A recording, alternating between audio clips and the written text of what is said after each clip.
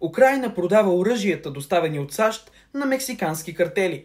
Дали това е сензационно разкритие или поредната конспирация? Нека разберем. Докато скролвах из X, онзи бивш Twitter, попаднах на нещо скандално. Тъкър Карлсън, доскоро един от най-популярните водещи на американската телевизия Fox и активен поддръжник на Доналд Тръмп, пусна тази бомба в едно свое интервю. Fact is the Ukrainian military is selling a huge percentage, up to half of the arms that we send them. Half.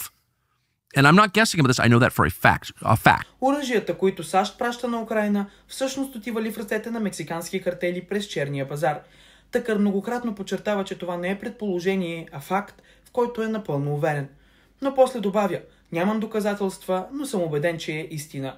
Какво мислите вие? Истина или конспирация?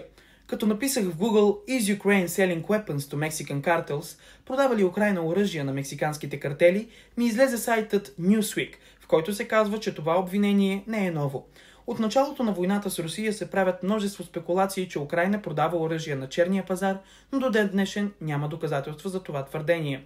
Също така статии от United 24 Media, Economic Times и Kiev Post твърдо заявяват, че обменът на оръжия е под строг контрол и тези спекулации са опити за руска пропаганда.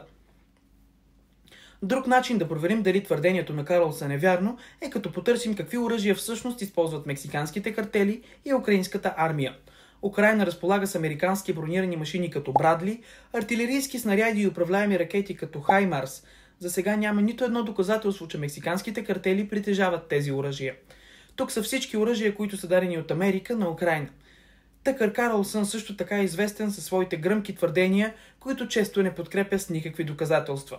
Като например, че САЩ са започнали войната между Русия и Украйна. It's not a personal attack.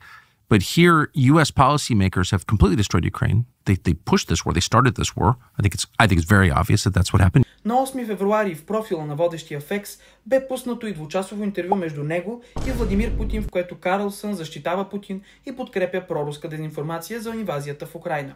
Това е подозрително, защото никой друг западен журналист не е допускан до руския президент в такъв мащабен формат след започването на инвазията. След като прочетохме няколко статии по темата от различни световни медии, намерихме каква техника има украинската армия и проверихме дали в Мексико е използвана същата, можем да заключим, че твърдението, че Украйна продава американски оръжия на мексиканските картели, е невярно. До скоро!